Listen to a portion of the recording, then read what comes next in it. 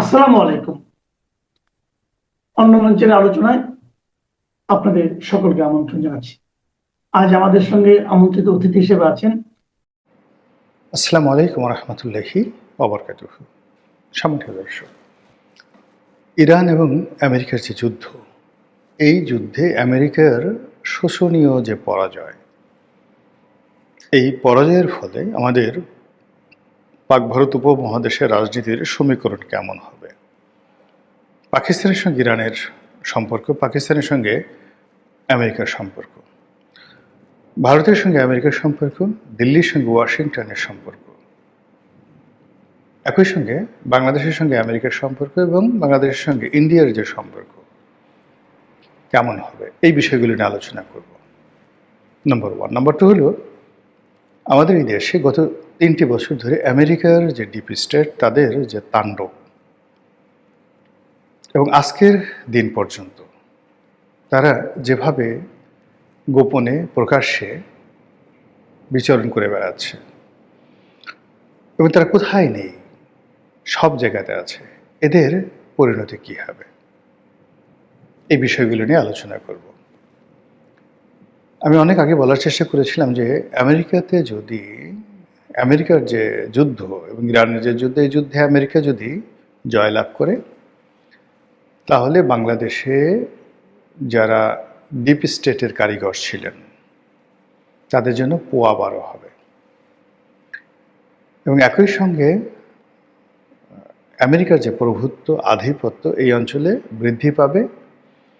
চীনের সঙ্গে ভারতের যে সম্পর্ক, বা বাংলাদেশের সঙ্গে চীনের সম্পর্ক, ভারতের সঙ্গে বাংলাদেশের যে সম্পর্ক, এটি জটিল আকার ধারণ করবে। দেশের মধ্যে আমেরিকান যে প্রভাব প্রতিপত্তি দেখিয়ে যারা রাষ্ট্র ক্ষমতায় থাকবেন, তারা ক্ষমতার আশেপাশে যারা থাকবেন, তারা প্রভুত্ব দেখাতে পারবেন, কিন্তু দেশে চীনের কূটকৌশলে এবং ভারতের কূটকৌশলে শান্তি বিঘ্নিত হবে।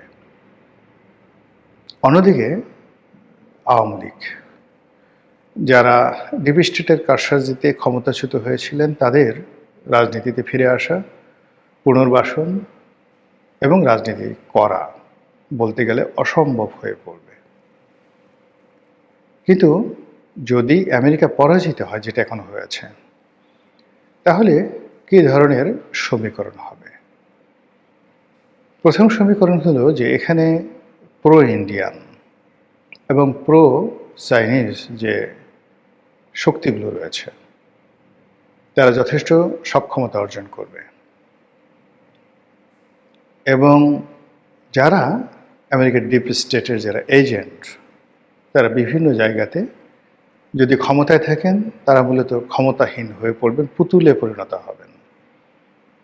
তাদেরকে ভারতের কথা শুনতে হবে, তাদেরকে চীনের কথা শুনতে হবে, তাদেরকে জনগণের কথা শুনতে হবে, তাদেরকে ভয় পেতে হবে সবাইকে, ডিপ স্টেটের যারাই আছেন। এক। 2 নম্বর হলো যে মানুষ যখন খুব আহত হয়, তখন তাদের আর কোনো লাজ লজ্জা থাকে না। মানুষ যখন অপমানিত হয়, তখন তার আর আত্মমর্যাদা থাকে না, বেহায়া হয়ে যায়। মানুষ যখন অভাবী হয়ে পড়ে, তখন সে নিষ্ঠুর হয়ে যায়। আমেরিকা এই মুহূর্তে যেভাবে দেউলিয়া হয়ে পড়েছে, রাজনৈতিকভাবে, অর্থনৈতিকভাবে, সামাজিকভাবে, যেভাবে বন্ধুহীন হয়ে পড়েছে, এই অবস্থায় তারা করবে কি? আমাদের মতো যে তৃতীয় বিশ্বযুদ্ধ রয়েছে, এখানে তাদের যে থাবা, এই থাবাটা তারা প্রসারিত করবে।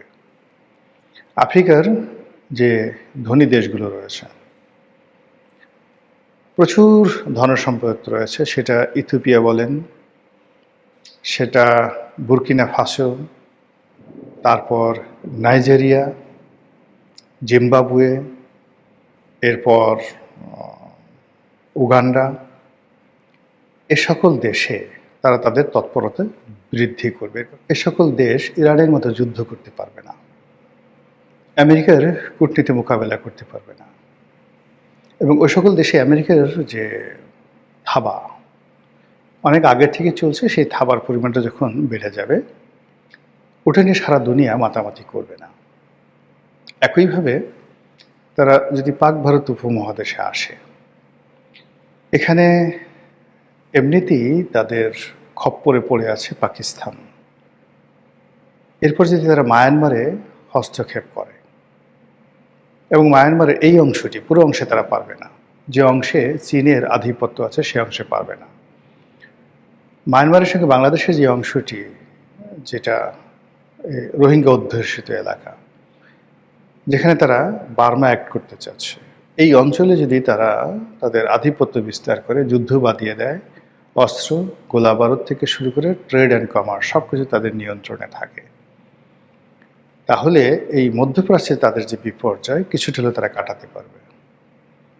একই সঙ্গে যদি বাংলাদেশের অন্যান্য এলাকাতে তারা দাপট দেখাতে পারে এবং ভারতের 7 সিস্টারে বাংলাদেশের ভূমি ব্যবহার করে যদি তারা এখানে ব্যবসা বাণিজ্য করতে পারে এবং এখানে যদি তারা অনার সৃষ্টি তৈরি করতে পারে, সেক্ষেত্রেও তারা একটা বিরাট পরিমাণ অর্থনৈতিক তারা সমৃদ্ধি অর্জন করতে পারবে।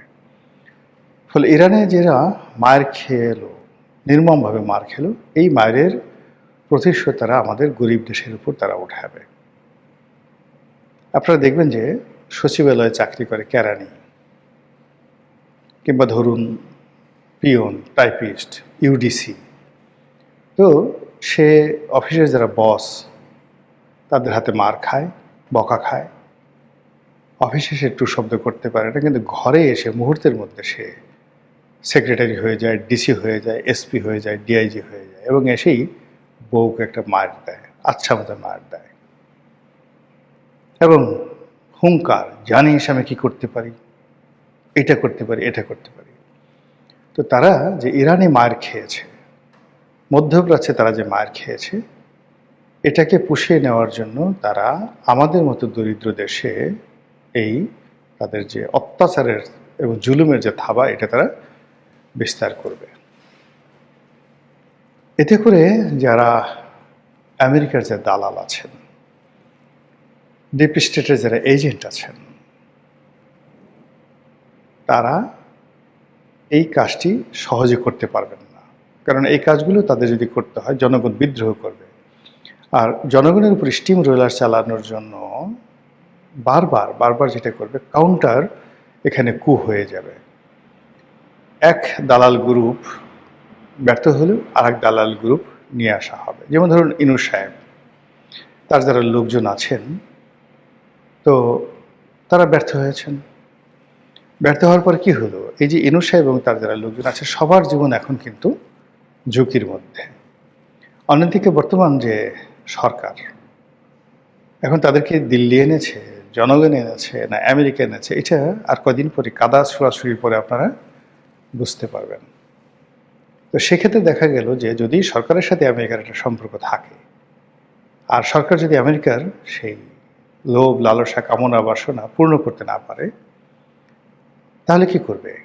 তারা এই সরকারের বিরুদ্ধে কাজ করবে, জনগণকে খেপিয়ে দেবে, আবার নতুন আর এক গ্রুপ আনবে, যাদেরকে ক্ষমতায় বসানোর চেষ্টা করবে। এইভাবে খেলা চলতে থাকবে, এবং এটা আফ্রিকাতে খুব অহরহ হয়। 15 দিন পর পর সরকার পরিবর্তন হয়, 1 বছর পর পর সরকার পরিবর্তন হয়, এবং প্রতি সরকারই ক্ষমতা আসে এই আমেরিকাকে কিছু দেওয়ার, তাকে বলা হয় প্রমিস করে। এবং এটা আজকের নয়। যেমন ধরুন মীর জাফর আলী খান, জগৎ শেঠ, রায় দুর্লভ, ইয়ার লতিফ, এদেরকে ব্রিটিশ সরকার তৈরি করল। এরপর পুরো বাংলাকেই তারা ছেড়ে দিল। বাংলার পুরো রাজস্ব ব্যবস্থা, ট্যাক্স কালেকশন ইস্ট ইন্ডিয়া কোম্পানিকে দিয়ে দেওয়া হলো, আর রাজকোষে যত টাকা ছিল সবই ক্লাইভকে দিয়ে দেওয়া হলো।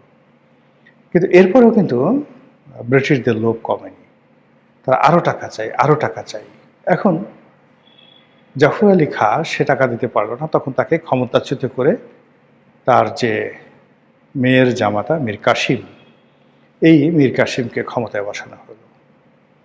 মীর কাসিম প্রথমে টাকা দিল, আরও টাকা চাই, আরও টাকা চাই, তখন সে বিদ্রোহী হয়ে পড়ল, সে যুদ্ধ করলো। যুদ্ধ করার পরে আবার তাকে মেরে ফেলা হলো, তাড়িয়ে দেওয়া হলো, পালিয়ে গেল, এরকম নানা ঘটনা আছে।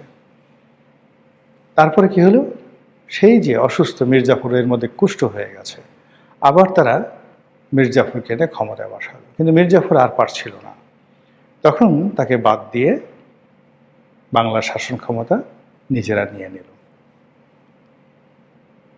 সময় যায়, ইতিহাস পাল্টায় না, একটার পর একটা ঘটনা কিন্তু এইভাবে ঘটতে থাকে। তো সেক্ষেত্রে এই যে আমেরিকার যে পতন, আমেরিকার যে পরাজয়, সেই পরাজয় কাটিয়ে ওঠার জন্য তারা কিউবার সাথে মাতুব্বরি করবে না, কেননা কিউবার সাথে সাথে রাশিয়া আছে, কিউবার সঙ্গে সঙ্গে উত্তর কোরিয়া আছে, কিন্তু তারা ভেনেজুয়েলাকে যন্ত্রণা দেবে, তারা মেক্সিকোকে যন্ত্রণা দেবে, তারা আর্জেন্টিনাকে জ্বালাবে। একই সঙ্গে তারা যদি এশিয়াতে আসে, নেপালকে জ্বালাবে, তারা শ্রীলঙ্কাকে জ্বালাবে, বাংলাদেশকে জ্বালাবে, মালদ্বীপকে জ্বালাবে। এবং এই অঞ্চল থেকে মানে কি হয় যে অভাবের ফলে বাঘও অনেক সময় ঘাস খায়। আমাদের দেশের যা কিছু আছে সেগুলো লুণ্ঠন করার জন্য আমেরিকা তার সর্বশক্তি নিয়োগ করবে। আর এই সর্বশক্তি নিয়োগ করতে গিয়ে যারা আমেরিকার তাবেদার বা ডিপ স্টেটের এজেন্ট আছে, তাদেরকে তারা তাদের মতো করে ব্যবহার করার চেষ্টা করবে। এই চাকর এইভাবে কাজ কর, এই কৃতদাস এইভাবে কাজ কর, আমি তোকে ক্ষমতায় বসিয়েছি, আমি তোকে এটা দিয়েছি। আর কাজ না করলে কাউকে চাবুক মারা হবে, কাউকে ক্ষমতা থেকে টেনে হিসেবে নামানো হবে, কাউকে আরও অনেক কিছু করা হবে। এবং এভাবেই হয়। তারা হামিদ কারজাইকে আনলো, বলো এই হারামজাদা পাচ্ছে না, বাদ দাও একে। তারা আশরাফ ঘানিকে আনলো, আশরাফ ঘানি প্রাণান্ত চেষ্টা করলো, কিন্তু জনগণের বিদ্রোহে সে আর টিকে থাকতে পারলো না। পাকিস্তান একই অবস্থা, তারা ইমরান খানকে আনলো, ইমরান খান পারলো না, ইমরান খানকে আউট করে দিল। ইমরান খান যাওয়ার আগে মুখ বাঁচানোর জন্য আমেরিকার বিরুদ্ধে কথা বলা শুরু করলো। আমেরিকা বললো যে দাঁড়াও, তুমি সাধু সাচ্ছ, আমরা তোমাকে ক্ষমতা এনেছি, আর তুমি ক্ষমতা এসেই তোমার যে আব্বা আমেরিকা, তার বিরুদ্ধে পাঙ্গা নিচ্ছ। এখন বুঝে ঠেলাটা, জেলখানাতে পাঠিয়ে দিয়েছে, কোনো অবস্থাতে বেরোতে পারছে না। তো এটা নিয়ে যদি আলাপ আলোচনা বেশি করতে যাই, অনেকের গায়ে লাগবে। কাজেই আমাদের যে সামনের সময়গুলো, এগুলো ভালো যাবে না। মহান আল্লাহ আমাদের সবাইকে হেদায়েত দান করুন, হেফাজত করুন। আসসালামু আলাইকুম ওয়া রাহমাতুল্লাহি ওয়া বারাকাতুহু।